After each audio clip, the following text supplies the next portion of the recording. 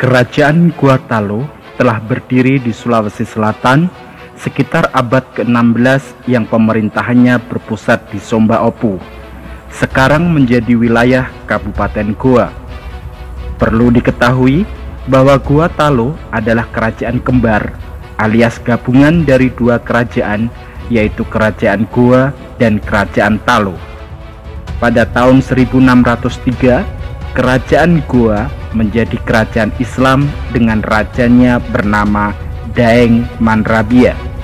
Setelah masuk Islam, Raja Goa yaitu Daeng Manrabia pun bergelar Sultan Alauddin. Sementara kerajaan yang satunya yaitu Kerajaan Talo juga turut masuk Islam dengan rajanya yang mulanya bernama Karaeng Matoaya, namun setelah masuk Islam bergelar Sultan Abdullah.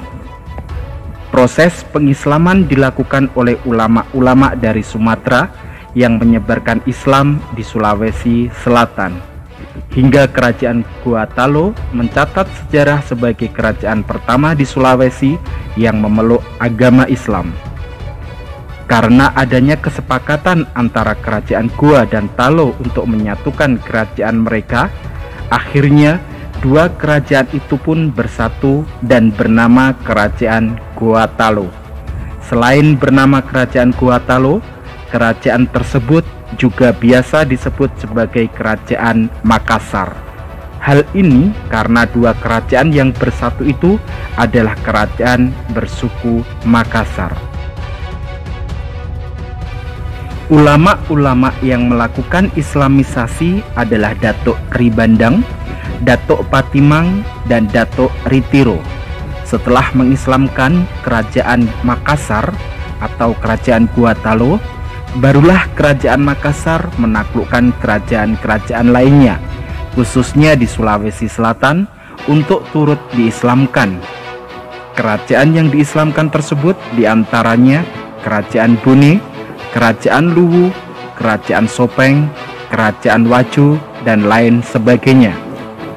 Kerajaan bercorak Islam ini memiliki wilayah yang berbentang luas, meliputi sebagian besar Sulawesi, sebagian Kalimantan, Nusa Tenggara Barat, Maluku, Brunei Darussalam, Papua, Australia bagian utara.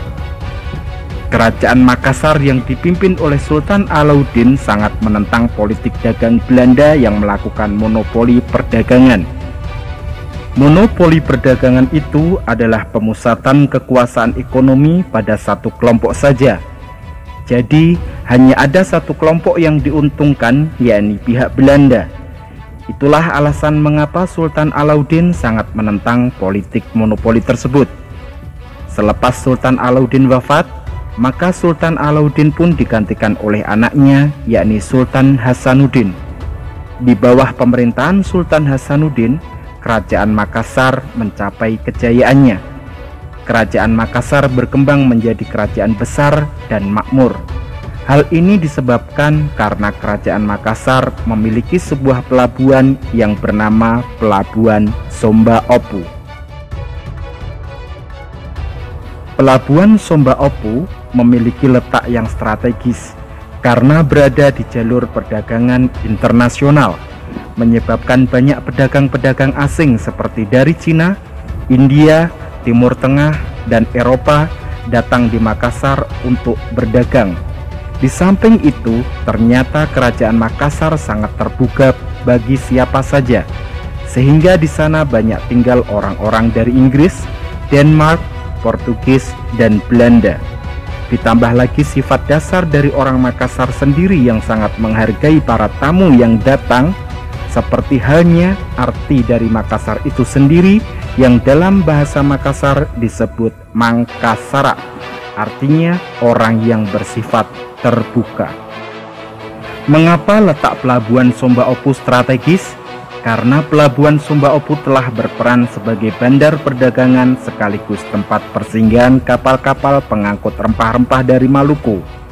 Jadi ceritanya, Pelabuhan Somba Opu ini sebagai transitor atau perantara antara Maluku, pusat rempah-rempah, dengan Malaka, tempat perdagangan.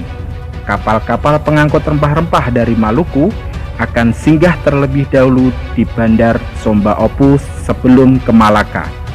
Begitu pula barang-barang dari barat yang akan masuk ke Maluku mesti singgah terlebih dahulu untuk melakukan bongkar muat di pelabuhan Somba Opu.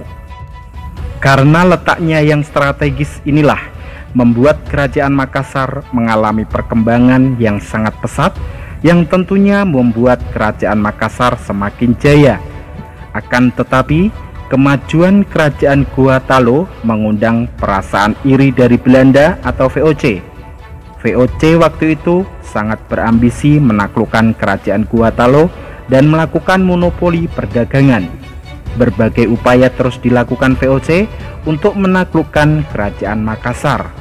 Contohnya saja pada tahun 1634, VOC melakukan blokade terhadap pelabuhan Somba Opu, tetapi gagal karena perahu-perahu Makassar yang berukuran kecil lebih lincah dan mudah bergerak di antara pulau-pulau ketimbang kapal-kapal VOC. Masih banyak lagi upaya yang dilakukan oleh VOC untuk menaklukkan Kerajaan Makassar, tetapi tetap saja gagal.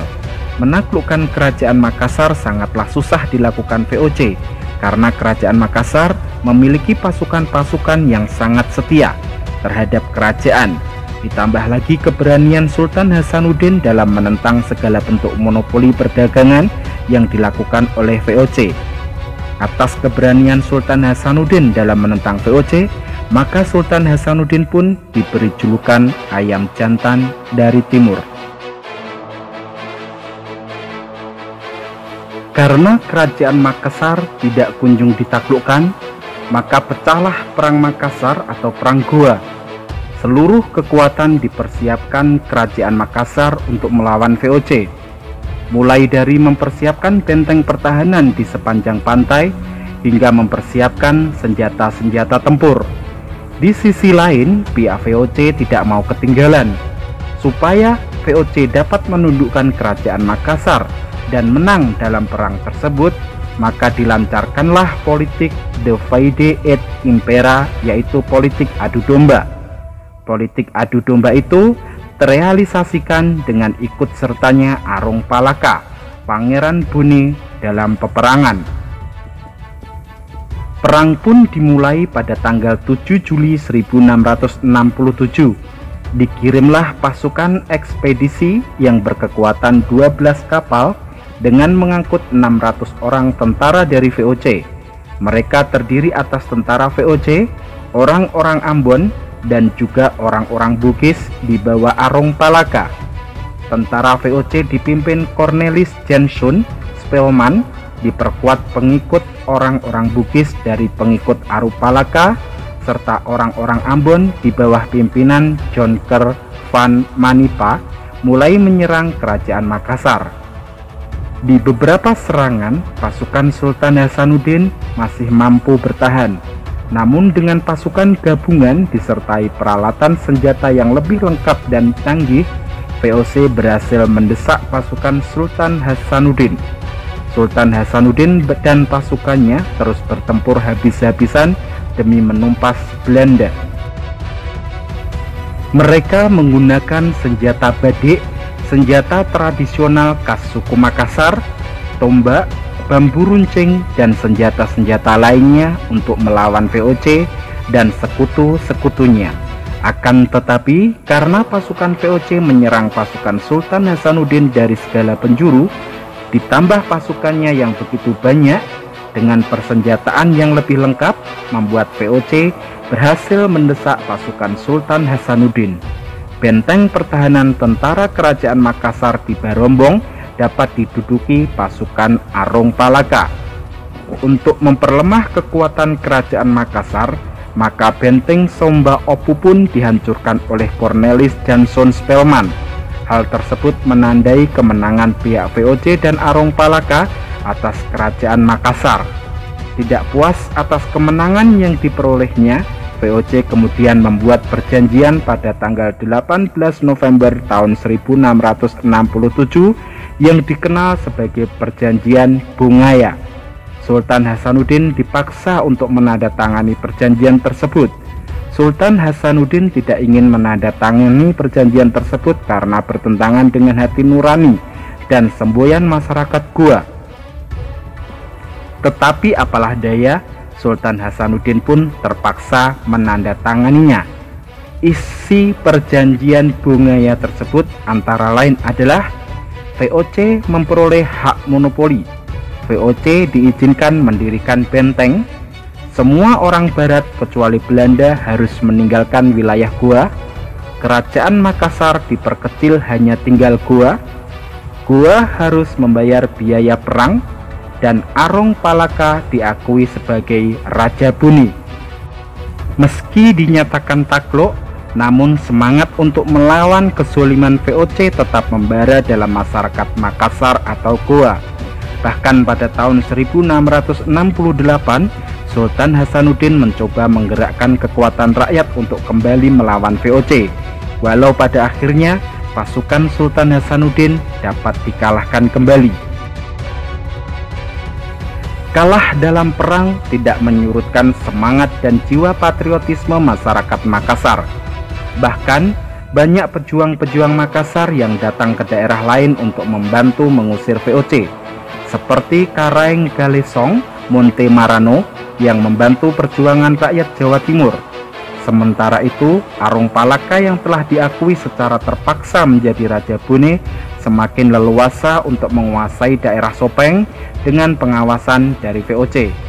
Selama kurang lebih 16 tahun berkuasa, yaitu dari tahun 1654 sampai 1670, Sultan Hasanuddin telah menjadi pahlawan bagi masyarakat Makassar atau Goa.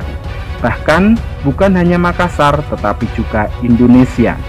Atas perjuangan beliau dalam menentang penjajahan Belanda, maka patutlah beliau menjadi pahlawan nasional. Sampai sekarang, bukti peninggalan dari sejarah kebesaran kerajaan Goa Talo atau Makassar masih bisa kita jumpai.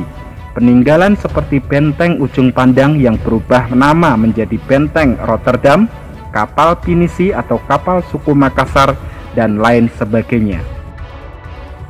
Begitulah pemirsa sedikit sejarah tentang Islamisasi Kerajaan Goa Talo, persatuan Kerajaan Goa Talo, serta semangat rakyat Makassar yang dipimpin oleh Sultan Hasanuddin untuk mengusir VOC dari Nusantara. Apabila ada kesalahan, saya mohon maaf yang sebesar-besarnya.